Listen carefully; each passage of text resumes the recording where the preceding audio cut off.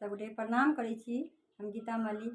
हम एकटा भगवती गीत लऽ कऽ गेलहुँ हेँ, तखन अहाँ सब सुनू। मंगलमय दिन आजु हे मैया छठी आयल। मंगलमय दिन आजु हे मैया छठी आयल।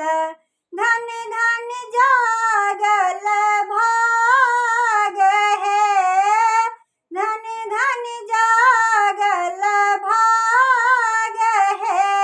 माँ के कलश बैसाएब मंगलमय दिन आजु हे मैया छठी आयल। मंगलमय दिन आजु हे मैया छठी आयल। पहिले पूजब माँ शैलपुत्री के, पहिले पूजब माँ शैलपुत्री के। दोसर पूजब ब्रह्मचारिणी माँ के, दोसर पूजब ब्रह्मचारिणी माँ के। तेसर चंद्रा घंटा माई है, तेसर चंद्रा घंटा माई है। मोरा घड़ी में पधारल मंगलमय दिन आजु हे मैया छठी आयल।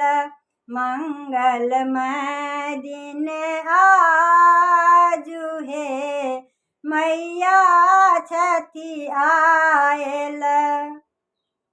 चारिम पूजब कुसमंडा माँ के, पाँचम में अस्कंद मातु के।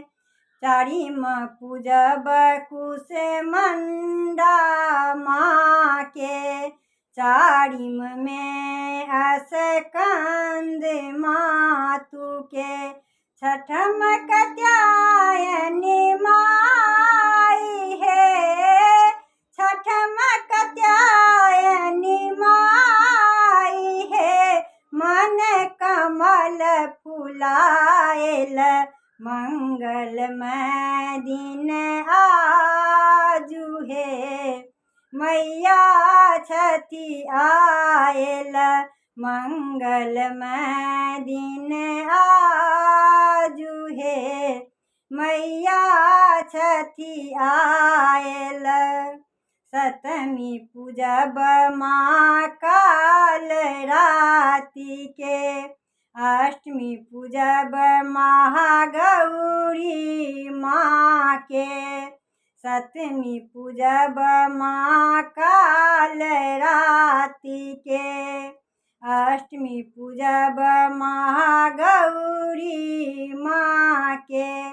नवमी सिद्धिदात्री माई है, नवमी सिद्धिदात्री माई है। शुभ दर्शन पाओल मंगलमय दिन आजु हे मैया छठी आयल।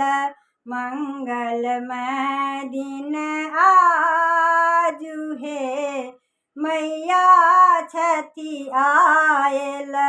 धन धन जागल भाग है, धन धन जागल भाग है। माँ के कलश बैसाएब मंगलमय दिन आजु हे मैया छठी आयल। मंगलमय दिन आजु हे मैया छठी आयल।